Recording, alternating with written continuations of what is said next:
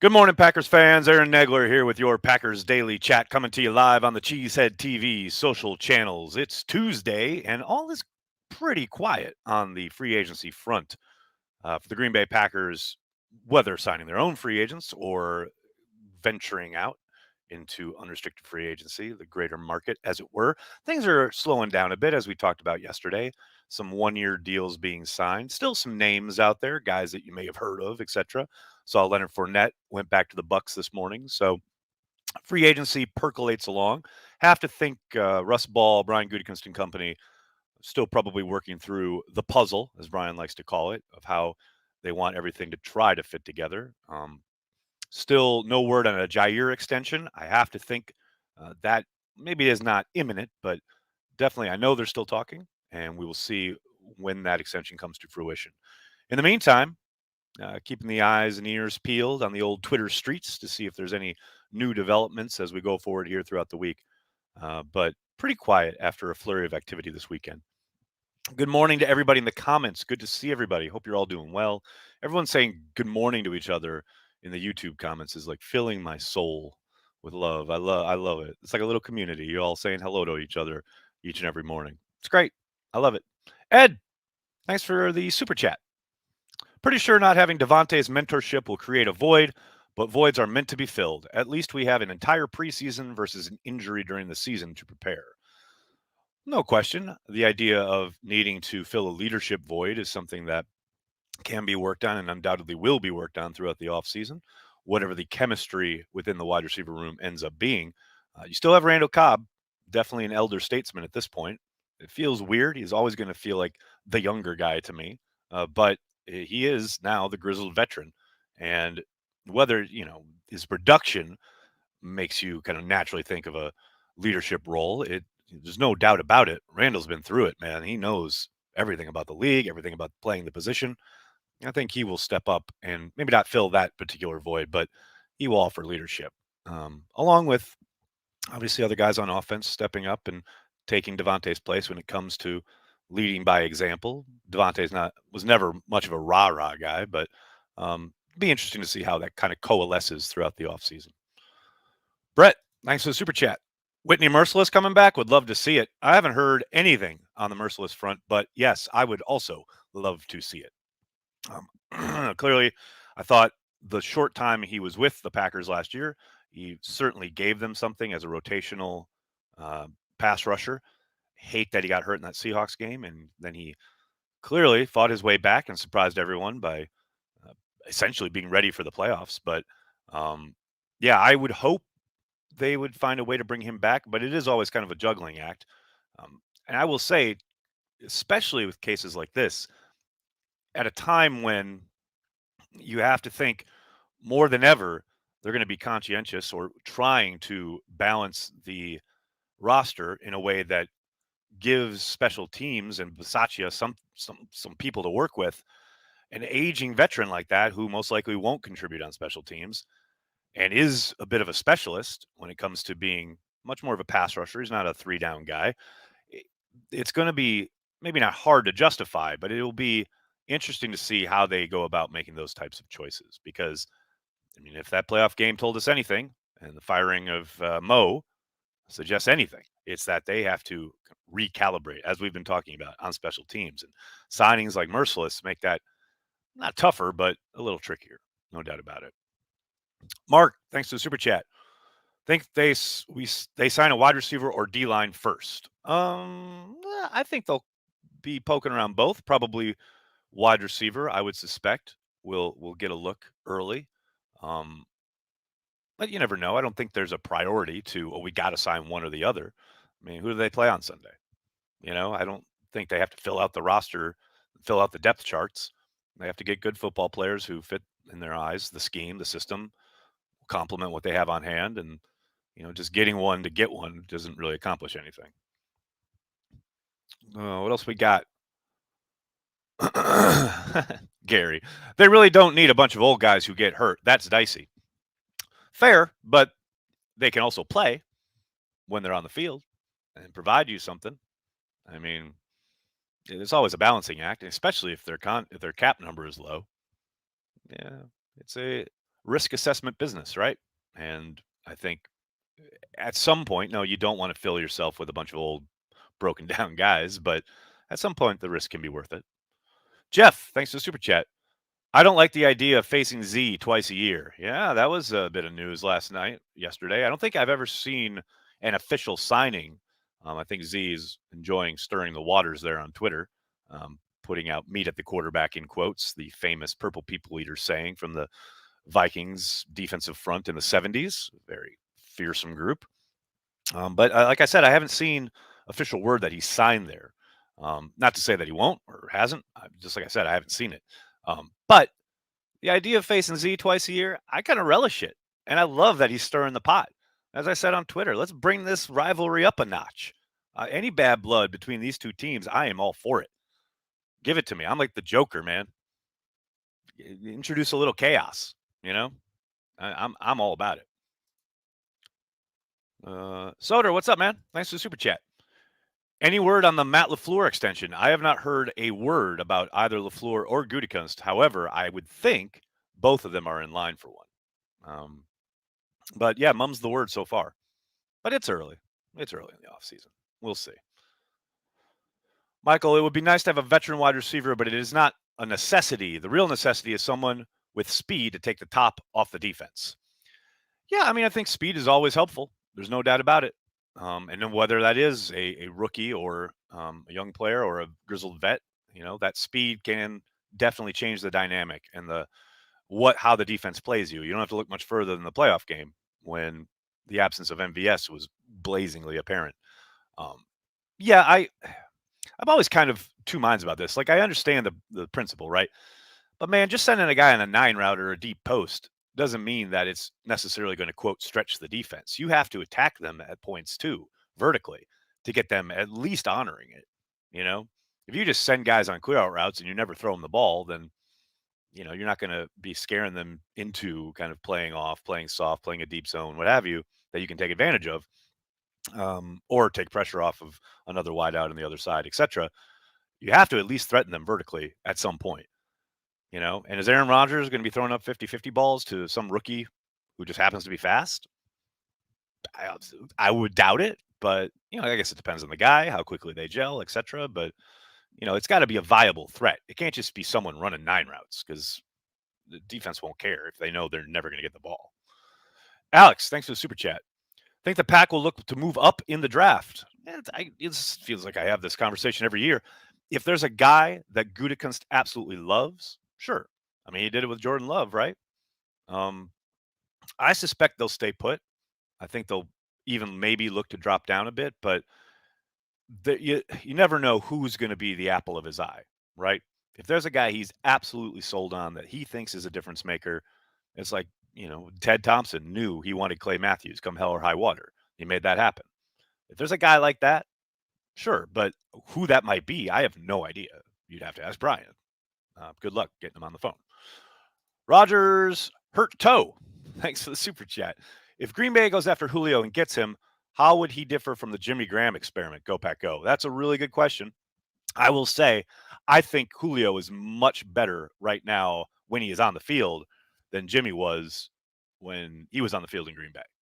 I think Julio has been hampered, obviously, by injuries. The hamstring has been a nagging, ongoing thing.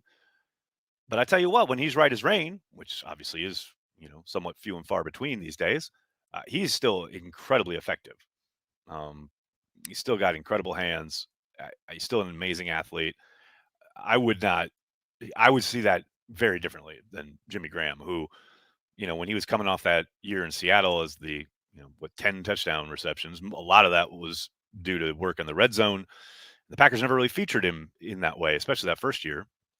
And between the 20s, he was pretty much not an afterthought, but pretty ineffective. I think Julio would be very effective between the 20s. Although, funnily enough, if you remember, Julio's never been a monster red zone target. But yeah, I just think when he's playing, which again, that's a big if, I think he's a lot more effective than Jimmy was coming into Green Bay. Too old for this. What's up, man? Thanks for the super chat.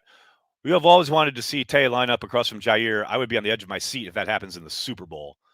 That would be some hotness. And let me tell you, those were the greatest reps in training camp, always. Always. That's good shit. Seth, thanks for the super chat. Would be hilarious if Z signed with the Packers now. It would be hilarious. Mostly because it would be shocking. But I don't see that happening. Derek Carr ain't getting to no Super Bowl, says Kim. You never know, Kim. You never know. Brian, thank you for the super chat. Interesting fact. First time in years, the wide receiver one might not have the guys overlap as teammates. Sharp, Brooks, Freeman, Driver, Jennings, Nelson, Adams, question mark? Think you might be right, Brian. Who knows? Maybe it'll be a running back as wide receiver one. Maybe it'll be Aaron Jones. We'll see. Hell or High Water, great movie. It is a great movie. I just looked, and I don't see anything about Z actually signing with the Queens, just that he visited. Exactly, Krista. 100%. Better year this year, Amari or Juwan Winfrey? Oh, man. Ben, you're going to get me into trouble. Amari, simply because I think he'll have more opportunities. But I do think Juwan Winfrey, if he has the same kind of camp he had last year, has a good shot. But yeah, I think Amari will get on the field early and often in a way that Juwan probably won't. But you never know. If he makes hay and turns heads at training camp, it's a possibility. Is MVS wide receiver one worthy? It's a really good question, Alex. Close. I don't know, man. Like, if you start putting him up against rolled coverage, potential double teams, and expect him to still produce the way Devontae did, I think you're asking for trouble. But can he be first in the progression more often than not? Sure, absolutely. But I don't think you're ever going to see the kind of production that you saw at Adams. But yeah, borderline. I'd say borderline.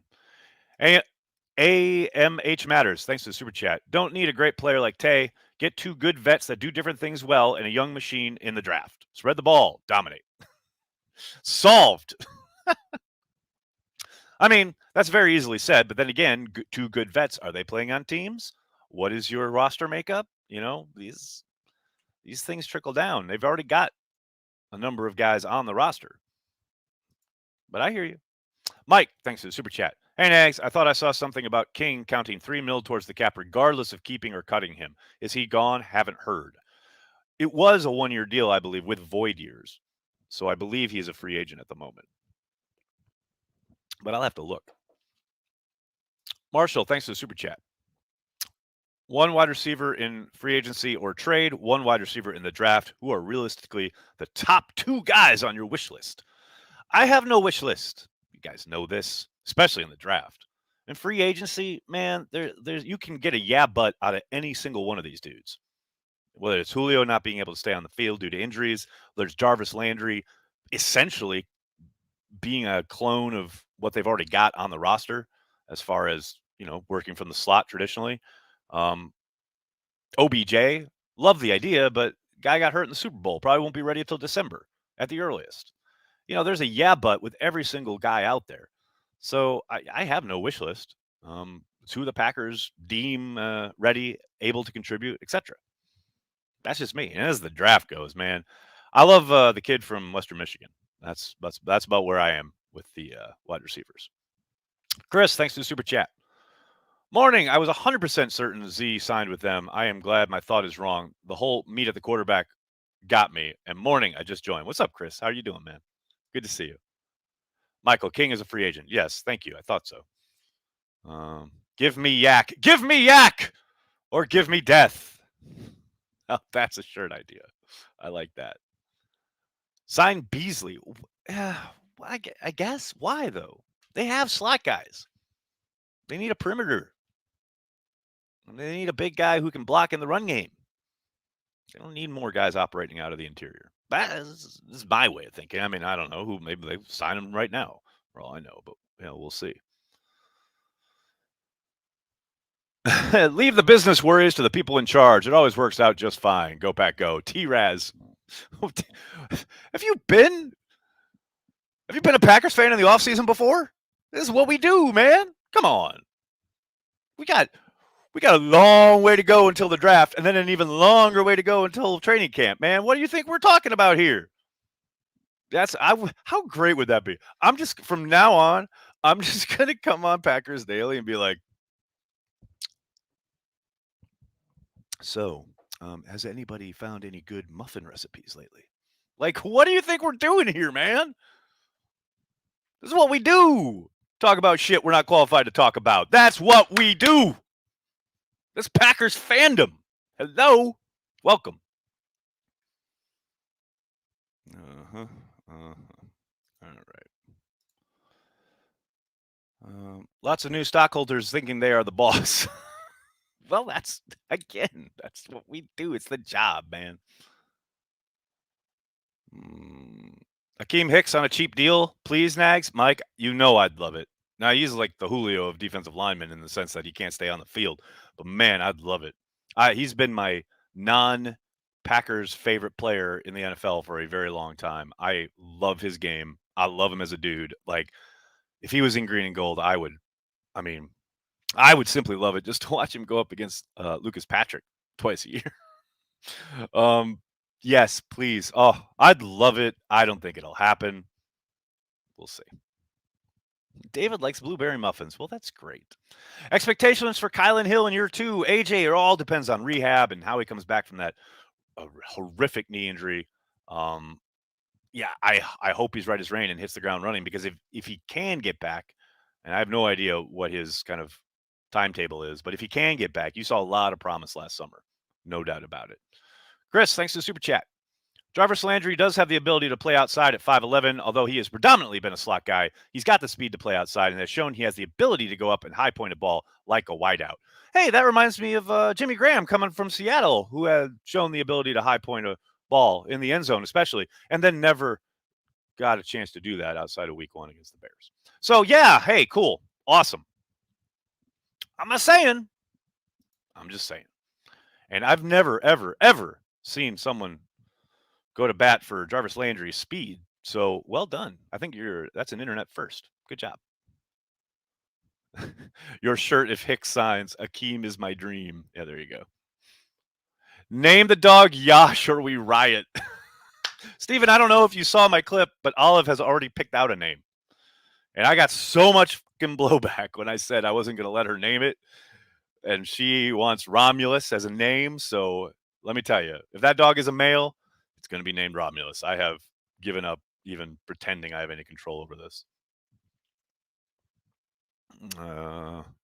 If the Packers have to go to London, they do, Jeff. Then Drake London should have to come with the Packers. Hey, I like the way you're thinking. There you go. See, you're making it all work. You're connecting the dots. I love it. Lombardi is a better dog name, Alex. I'm telling you, man, it's out of my hands. Best bakery in Appleton? Oh, you know what? The bakery we used to go to when I was a kid isn't even there anymore. It's a damn shame. Now I have no idea. You'd have to ask a current Appletonian. Haven't woken up and got a muffin or a scone in Appleton in a long time. Can Bakhtiari run routes? Could save a lot of money. Boy, we're going off the rails here. You know when the Packers hit London? Dale, we do not yet. And hello from New York. Hope London's treating you well, sir. There has been no word at all about when their game will be, who they're playing against. Have to think that'll be out in the next couple weeks. They traditionally get the international games announced prior to the schedule being announced, and the schedule's not going to be out until after the draft. So hopefully, in the lead up to the draft, we'll start to get that information. Dave, thanks for the super chat. 5 picks in the top 100 in no particular order: wide receiver, O line, edge, DL, DB. All of those are possibilities, and I love it. I just no question about it. But it really depends how the board falls. And I know that's a answer you guys hate when I say it because I say it all the time. But man, you can go in with your grocery list, and if there's premium pick at a different position that's not on your list, but he's a clear head and shoulders better player than everybody else, unless it's a quarterback or a punter or a kicker. Like, yeah, you got to think seriously about taking him. That's just me. That's just something I'm into. Marshall, thanks for the super chat. Do you think Rodgers will have his fingerprints on the next wide receiver room? Oh, I don't doubt it. I think there's no question. Um, now, I don't think he's going to be picking guys, but I do think he's going to be consulted. If you're a Patreon member, you heard Ian Rappaport talk about this a little bit on the latest Shameless Packers podcast. I don't doubt that they have been talking about it, and it sure sounds like Brian is in communication with Aaron almost maybe not daily, but often since the season ended. So, um, yeah, I think there's little doubt Aaron will have fingerprints on it. No question. All right, everybody, I'm going to have to get going. Can't thank you enough for hanging out, talking Packers each and every day, Monday through Friday, right here on the Cheesehead TV social channels. Please, please, please do me a monster favor. Hit like on the video, subscribe to the channel, and then tell your friends and tell your family. Cheesehead TV, we are devoted to Green Bay Packers fans worldwide. Thanks a lot, everybody. Have a great day. Go Pack Go.